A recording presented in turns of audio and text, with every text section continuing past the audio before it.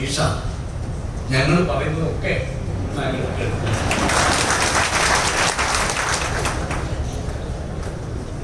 ഗ്രൂപ്പില്ലാതെയും കോൺഗ്രസിന് നേതാക്കന്മാരും MLA-മാരും മന്ത്രിമാരും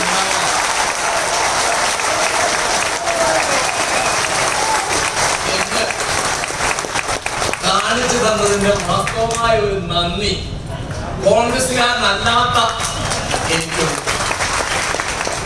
ജവഹർലാൽ നെഹ്റുവാണത് പറഞ്ഞത്. കോൺഗ്രസിന് മാത്രമേ കോൺഗ്രസിൽ തോൽപ്പിക്കാൻ സാധിക്കൂ.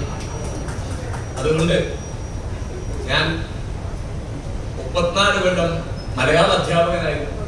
പരീക്ഷയെ പറ്റി ഒരു വാക്ക് ഞാൻ പറയാം. നമ്മൾ വികസനം എന്ന് പറയുമ്പോൾ റോഡും പാലവും വിമാനത്താവളവും തുറമുഖവും റെയിൽവേ സ്റ്റേഷനും ഒക്കെയാണ്.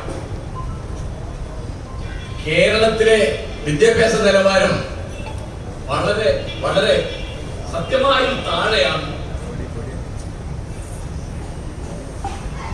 പരീക്ഷ എഴുതാതെ മാർക്ക് കിട്ടാതെ ഇത്ര ശതമാനം കുട്ടികൾ ജയിക്കണം എന്ന് ഗവൺമെന്റ് തീരുമാനിക്കുന്ന ഒരു പരീക്ഷാ സമ്പ്രദായം നിർഭാഗ്യവശാൽ കേരളത്തിൽ നിലവിലുണ്ട്. A+ കിട്ടുന്ന കുട്ടികൾക്ക് മലയാളം എഴുതാനും വായിക്കാനും അറിഞ്ഞുകൂടാ.